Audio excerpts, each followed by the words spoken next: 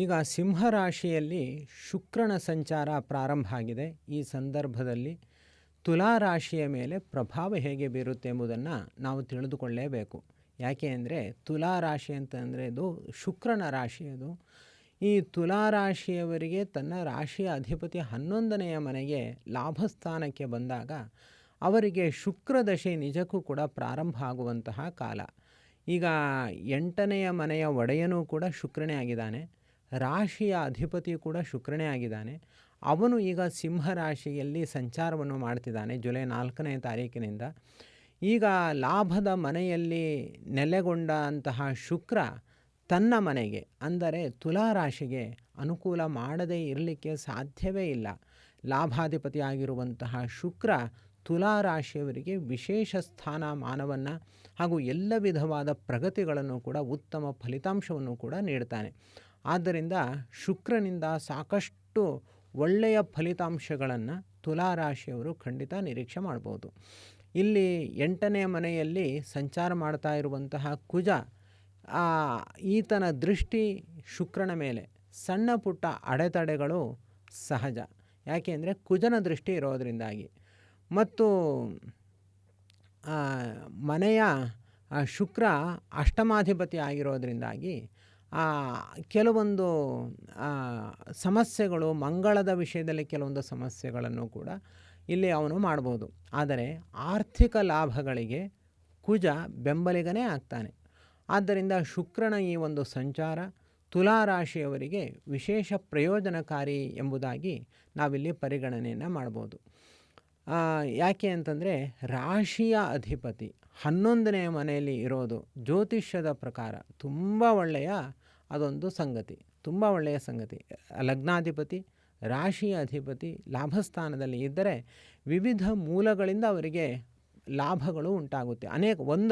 ಅನೇಕ ಮೂಲಗಳಿಂದ ಲಾಭಗಳು, ಅವರಿಗೆ ಉತ್ತಮ ಫಲಿತಾಂಶಗಳು ಅವರಿಗೆ ದೊರಕ್ತಾ ಹೋಗುತ್ತೆ. ಹೆಚ್ಚಿನ ಬೇರೆ ಬೇರೆ ಬೇರೆ ಕ್ಷೇತ್ರಗಳಲ್ಲಿ ಅವರಿಗೆ ಯಶಸ್ಸು ಸಿಗುತ್ತೆ. ಬರೀ ಒಂದು ಕ್ಷೇತ್ರದಲ್ಲಿ ಮಾತ್ರ ಅಲ್ಲ, ಮತ್ತು ಹೊಸ ಹೊಸ ವ್ಯಾಪಾರಗಳು ಸಿಗುತ್ತೆ, ಅನುಕೂಲಕರ ಪರಿಸ್ಥಿತಿಗಳು ಎದುರಾಗುತ್ತವೆ. ಮತ್ತು ಸಪ್ತಮ ಅಧಿಪತಿ 8ನೇ ಮನೆಯಲ್ಲಿ ಇರೋದು ಅದು ಅಷ್ಟು ಇಲ್ಲಿ ಒಳ್ಳೆಯ ಸಂಗತಿ ಅಲ್ಲ. ಮತ್ತು ಶುಕ್ರ ಸ್ವತಃ ಲಾಭದ ಮನೆಯಲ್ಲಿದ್ದಾಗ ಶುಕ್ರ ಈ ಕುಜನ ದೋಷವನ್ನು ಕಡಿಮೆ ಮಾಡಲಿಕ್ಕೆ ಪ್ರಯತ್ನವನ್ನು ಮಾಡ್ತಾನೆ. ಅದನ್ನು ಕೂಡ ನಾವಿಲ್ಲಿ ತಿಳ್ಕೊಳ್ಬೇಕು. ಈಗ ಏನಾಗಿದೆ ಅಂತಂದರೆ ಕೇತುವಿನ ಜೊತೆ ಶುಕ್ರ ಸೇರಿರೋದು ಇದು ಒಳ್ಳೆಯದಲ್ಲ. ಕೇತು ಮತ್ತು ಶುಕ್ರ ಇಬ್ಬರು ಕೂಡ ಒಟ್ಟಿಗೆ ಸೇರೋದು ಒಳ್ಳೆಯದಲ್ಲ. ಯಾಕೆ ಅಂದರೆ ಕೇತು ಶುಕ್ರನಿಗೆ ವಿರುದ್ಧವಾದ ಗ್ರಹ. ಶುಕ್ರನ ಪಕ್ಷದಲ್ಲಿ ರಾಹು ಇದ್ದರೆ ಗುರುವಿನ ಪಕ್ಷದಲ್ಲಿ ಕೇತು ಇರ್ತಾನೆ. ಗುರುವಿನ ಪಕ್ಷವೇ ಬೇರೆ, ಶುಕ್ರನ ಪಕ್ಷವೇ ಬೇರೆ. ಒಂದು ದೇವತೆಗಳ ಪಕ್ಷ, ಒಂದು ದೈತ್ಯರ ಪಕ್ಷ ಅಂತ. ಆದರೆ ಶುಕ್ರಾಚಾರ್ಯರು ದೈತ್ಯರ ಪಕ್ಷದಲ್ಲಿದ್ದರೂ ಕೂಡ ಅವರು ತುಂಬ ಸಾತ್ವಿಕರು, ಅವರು ಕೂಡ ದೇವತೆಗಳೇ, ಆದರೆ ಒಳ್ಳೆಯವರೇ ಅವರು. ಆದರೂ ಪಕ್ಷ ಬೇರೆ ಬೇರೆ. ಈ ಪಕ್ಷಕ್ಕೆ ತಕ್ಕಂತೆ ಅವರು ಯುದ್ಧವನ್ನು ಮಾಡಲೇಬೇಕು ಶುಕ್ರಾಚಾರ್ಯರು. ಆದ್ದರಿಂದ ಇಲ್ಲಿ ಶುಕ್ರಾಚಾರ್ಯರಿಗೆ ವಿಶೇಷವಾಗಿ ದೇವರು ಕೊಟ್ಟಿರುವ ದೊಡ್ಡ ಸಂಪತ್ತು ಧನ ಕನಕ ಮೊದಲಾದವುಗಳು, ಸಂಗೀತ ಸಾಹಿತ್ಯ ಕಲೆ ಮೊದಲಾದವುಗಳು, ಅದೆಲ್ಲದಕ್ಕೂ ಕೂಡ ಶುಕ್ರನೇ ನಿಯಾಮಕ. ಅವು ಎಲ್ಲದ ರೀತಿಯಲ್ಲೂ ಕೂಡ ಶುಕ್ರನ ಕಡೆಯಿಂದ ಒಳ್ಳೆಯದಾಗುತ್ತೆ. ಆದರೆ ಕೇತು ಜೊತೆಯಲ್ಲಿ ಇರೋದರಿಂದಾಗಿ ಪೂರ್ಣ ಮಟ್ಟದ ಅವರಿಗೆ ಸಹಾಯ ಮಾಡಲಿಕ್ಕೆ ಆಗೋದಿಲ್ಲ. ಲಾಭಾಧಿಪತಿ ಆಗಿದ್ದರೂ, ಲಾಭಸ್ಥಾನದಲ್ಲಿ ಇದ್ದರೂ ಕೂಡ ಸಾಧ್ಯವಾಗೋದಿಲ್ಲ. ಇದು ಒಂದು ಅಂಶ.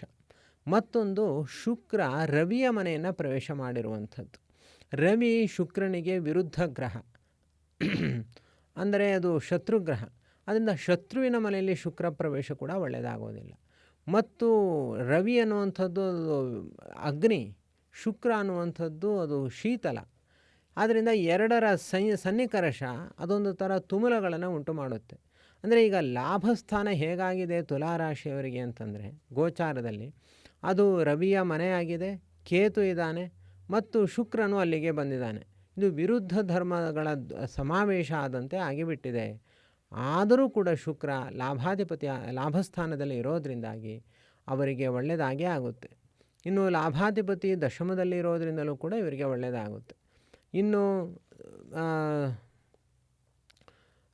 ತುಲಾ, ವೃಶ್ಚಿಕ, ಧನು, ಮಕರ, ಕುಂಭ, ಮೀನ 6ನೇ ಮನೆಯಲ್ಲಿ ಶನಿ ಇರೋದರಿಂದಾಗಿ 5ನೇ ಮನೆಯಲ್ಲಿ ರಾಹು ಇರೋದರಿಂದ ಇವರಿಗೆ ಸಂತಾನದ ವಿಷಯದಲ್ಲಿ ಸ್ವಲ್ಪ ಸಮಸ್ಯೆಗಳಿದ್ದರೂ 6ನೇ ಮನೆ ಶನಿ ಒಳ್ಳೆಯದನ್ನೇ ಮಾಡ್ತಾನೆ.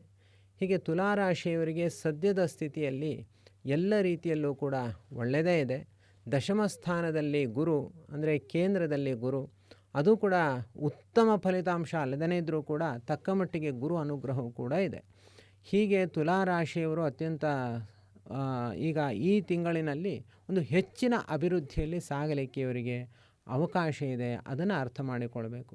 ನಾವು ಏನೇ ಆದರೂ ಕೂಡ ಒಂದು ದೇವರ ಅನುಗ್ರಹವನ್ನು ಪಡೆದುಕೊಳ್ಬೇಕು, ಗುರುಗಳ ಅನುಗ್ರಹವನ್ನು ಪಡೆದುಕೊಳ್ಬೇಕು. ಮತ್ತು ಈ ಎಲ್ಲ ಸಮಸ್ಯೆಗಳು ರಾಹುವಿನ ದೋಷ ಮತ್ತು ಶುಕ್ರ ಕೇತುಗಳ ಸಂಯೋಗದ ದೋಷ, ಅವರಿಗೆ ಮಂಗಳ ದೃಷ್ಟಿ, ಮಂಗಳನ ಮೇಲೆ ಶನಿಯ ದೃಷ್ಟಿ, ಮಂಗಳನ ದೃಷ್ಟಿ ಶುಕ್ರನ ಮೇಲೆ, ಈ ಎಲ್ಲ ಅಡೆತಡೆಗಳನ್ನು ಪರಿಹಾರ ಮಾಡಿಕೊಳ್ಬೇಕು. ಅದಕ್ಕೆ ವಿಶೇಷವಾಗಿ ನೀವು ಶುಕ್ರನ ಅನುಗ್ರಹ ಮತ್ತಷ್ಟು ಪಡೆದುಕೊಳ್ಬೇಕು ಅಂತಂದರೆ ಲಕ್ಷ್ಮೀ ಸಹಿತನಾದ ನಾರಾಯಣ ದೇವರ ಒಂದು ಪೂಜೆಯನ್ನು ನೀವು ಮಾಡಬೇಕು. ಮತ್ತು ಗುರುಗಳ ಅನುಗ್ರಹಕ್ಕೋಸ್ಕರ ವಿಶೇಷವಾಗಿ ರಾಯರ ಕುರಿತಾಗಿ ಸೇವೆಯನ್ನು ಕೂಡ ಆಚರಿಸಬೇಕು. ನಾನಿಲ್ಲಿ ಒಂದು ಒಳ್ಳೆಯ ಉಪಾಯವನ್ನು ಹೇಳೋನಿದ್ದೀನಿ. ಆಗಸ್ಟ್ 30ನೇ ತಾರೀಕು ರಾಯರ ಆರಾಧನೆ ಇದೆ. ಅದಕ್ಕೂ ಮೊದಲು 48 ದಿವಸಗಳ ಕಾಲ ಅಖಂಡವಾಗಿ ರಾಯರ ಆರಾಧನೆಯನ್ನು ನಾವು ಮಾಡೋಣ. ರಾಯರ ಸೇವೆಯನ್ನು ಮಾಡಿದ್ರೆ ನಿಮಗೆ ಗೊತ್ತು ಎಷ್ಟು ಸುಲಭವಾಗಿ ನಮ್ಮ ಕೆಲಸಗಳು ನಡೆದು ಹೋಗುತ್ತವೆ ಅಂತ. ವಾಸ್ತವವಾಗಿ ನಮ್ಮ ಜಾತಕದಲ್ಲಿ ಅನೇಕ ಸಮಸ್ಯೆಗಳಿರುತ್ತೆ. ಆ ಸಮಸ್ಯೆಗಳನ್ನು ನಾವೊಮ್ಮೆ ಅರ್ಥ ಮಾಡಿಕೊಂಡು ಅದನ್ನು ಮನಸ್ಸಿನಲ್ಲಿ ತಂದುಕೊಂಡು ಅದನ್ನು ಪರಿಹಾರ ಮಾಡ್ಕೊಳ್ಳಿಕ್ಕೆ ನಾವು ಪ್ರಯತ್ನವನ್ನು ಮಾಡಬೇಕು. ಸಮಸ್ಯೆ ಏನು ಬೇಕಾದ್ರೆ ಸಮಸ್ಯೆಗಳ ಕಡೆನೇ ನಾವು ಗಮನ ಹರಿಸದೆ ಹಾಗೆ ಪ್ರಯತ್ನವನ್ನು ಪಡ್ತಾ ಇದ್ದರೆ ಅದು ಸರಿ ಹೋಗಲ್ಲ. ನಾವು ಮೊದಲು ಏನು ನಮ್ಮ ಆರೋಗ್ಯ ಹಾಳಾಗಿದ್ದರೆ ದೇಹದಲ್ಲಿ ಏನು ಅನಾರೋಗ್ಯ ಬಂದಿದೆ ಅದನ್ನು ಅರ್ಥ ಮಾಡಿಕೊಂಡು ಅದಕ್ಕೆ ಚಿಕಿತ್ಸೆ ಕೊಡಬೇಕು. ಹಾಗೆಯೇ ನಮ್ಮ ಜಾತಕದಲ್ಲಿ ಎಲ್ಲಿ ಸಮಸ್ಯೆ ಇದೆ ಅದನ್ನು ಅರ್ಥ ಮಾಡಿಕೊಂಡು ಆ ದಾರಿಯಲ್ಲಿ ನಾವು ನೇರವಾಗಿ ಸಾಗಬೇಕು. ಅದಕ್ಕೋಸ್ಕರ ರಾಯರ ಆರಾಧನೆಯನ್ನು 48 ದಿವಸಗಳ ಕಾಲ ನಾವು ಒಂದು ಆಚರಿಸೋಣ. ಈಗ ಜುಲೈ 15ನೇ ತಾರೀಕು ಪ್ರಾರಂಭವಾದರೆ ಆಗಸ್ಟ್ 31ನೇ ತಾರೀಕಿನ ತನಕ 48 ದಿವಸಗಳ ಕಾಲ ಅವಿಚ್ಛಿನ್ನವಾಗಿ ಒಂದು ರಾಯರ ಆರಾಧನೆ, ಒಂದು ಮಂಡಲದ ಸೇವೆ ಆಗುತ್ತೆ ಇದು. ಇಂತಹ ಒಂದು ರಾಯರ ಆರಾಧನೆಯಲ್ಲಿ ನೀವು ಕೂಡ ಭಾಗಿಯಾಗಿ ಖಂಡಿತ ನಿಮಗೆ ಶ್ರೇಯಸ್ಸಾಗುತ್ತೆ. ಇಲ್ಲಿ ನಾವು ಪ್ರತ್ಯೇಕವಾಗಿ ಅಂದರೆ ನಿತ್ಯವೂ ಕೂಡ ನಾವು ಕೆಲವೊಂದನ್ನೆಲ್ಲ ಹೇಳ್ತೀವಿ, ಹೀಗೆ ಸೇವೆಯನ್ನು ಮಾಡಬೇಕು ಅಂತ. ಅದನ್ನು ನಿಮ್ಮಿಂದ ಅಪ್ಡೇಟ್ ಕೂಡ ತೊಗೊಳ್ತೀವಿ ಪ್ರತಿನಿತ್ಯ. ನೀವು ಇದನ್ನು ಮಾಡಿದ್ರಾ ಹೇಗೆ ಅಂತ. ಒಂದು ವೇಳೆ ನಿಮಗೆ ಅದು ಕಷ್ಟ ಆಗುತ್ತೆ ಅನ್ನೋದಿದ್ದರೆ ಅದಕ್ಕೆ ಬೇರೆ ಉಪಾಯವನ್ನು ಹೇಳ್ತೀವಿ. ಇಲ್ಲ ನಾವು ಇದರಲ್ಲಿ ಆಸಕ್ತಿಯನ್ನು ಹೊಂದಿ ನಾವು ರಾಯರ ಸೇವೆಯನ್ನು ಮಾಡಲಿಕ್ಕೆ ನಾವು ಉತ್ಸಾಹವನ್ನು ಹೊಂದಿತೀವಿ ಅಂತ ಆದರೆ ನೀವು ಅದರಲ್ಲಿ ಸೇರಿಕೊಳ್ಳಿ. ಬೆಳಿಗ್ಗೆಯಿಂದ ರಾತ್ರಿ ತನಕ ನಾವೇ ಎಲ್ಲವನ್ನು ಕೂಡ ಮಾರ್ಗದರ್ಶನ ಮಾಡಿಸ್ತಾ ಹೋಗ್ತೀವಿ. ಬ್ರಾಹ್ಮಿ ಮುಹೂರ್ತದಲ್ಲಿ ಪ್ರಾರಂಭವಾಗುವಂತಹ ಸೇವೆ ಅದು ರಾತ್ರಿಯ ತನಕ ನಡೆಯುತ್ತೆ. ಹಾಗೂ ಯಾವ ಸಂದರ್ಭದಲ್ಲಿ ಏನೇನು ಮಾಡಬೇಕು ಅನ್ನೋದನ್ನು ಕೂಡ ನಾವು ಹೇಳ್ತೀವಿ. ಅದು 2 ರೀತಿಯಾದ ಸೇವೆಗಳಿಗೆ ಅವಕಾಶ ಇರುತ್ತೆ. ಹೆಚ್ಚಿನ ಮಾಹಿತಿಗೆ ನೀವು ವಾಟ್ಸಾಪ್ ಮೂಲಕ ನಮ್ಮನ್ನು ಸಂಪರ್ಕ ಮಾಡಿ. ಈ ರಾಯರ ಸೇವೆಯಲ್ಲಿ ಯಾರು ಭಾಗವಹಿಸ್ತಾರೋ ನಾವು ಒಮ್ಮೆ ಅವರ ಜಾತಕವನ್ನು ಕೂಡ ನೋಡಿ ಏನು ಸಮಸ್ಯೆ ಇದೆ, ಯಾವ ರೀತಿಯಲ್ಲಿ ಅವರು ಪರಿಹಾರ ಮಾಡಿಕೊಳ್ಬೇಕು, 48 ದಿವಸಗಳ ಕಾಲ ಹೇಗೆ ಅವರು ಸೇವೆಯಲ್ಲಿ ಭಾಗವಹಿಸಬೇಕು ಅನ್ನೋದನ್ನು ನಾವು ಮಾರ್ಗದರ್ಶನ ಮಾಡಿರ್ತೀವಿ. ಮತ್ತು ಪ್ರತ್ಯೇಕವಾಗಿ ನಿಮ್ಮನ್ನು ದಿವಸದಲ್ಲಿ ಅನೇಕ ಬಾರಿ ನಾವು ಕೂಡ ಸಂಪರ್ಕವನ್ನು ಮಾಡ್ತಾ ಇರ್ತೀವಿ. ನೀವು ನಿಮ್ಮ ಮನೆಯಲ್ಲೇ ಕೂತು ಆಚರಿಸುವಂತಹ ಒಂದು ರಾಯರ ಸೇವೆ ಆಗುತ್ತೆ ಇದು ಪ್ರತಿಯೊಬ್ಬ ವ್ಯಕ್ತಿಯನ್ನು ಗಮನಿಸಿ ಅವರವರಿಗೆ ತಕ್ಕಂತೆ ನಾವು ಒಂದು ರಾಯರ ಸೇವೆನ ಈ ವರ್ಷ ಮಾತ್ರ ಮಾಡಬೇಕು ಅಂತ ಒಂದು ಸಂಕಲ್ಪವನ್ನು ಮಾಡಿದ್ದೀವಿ.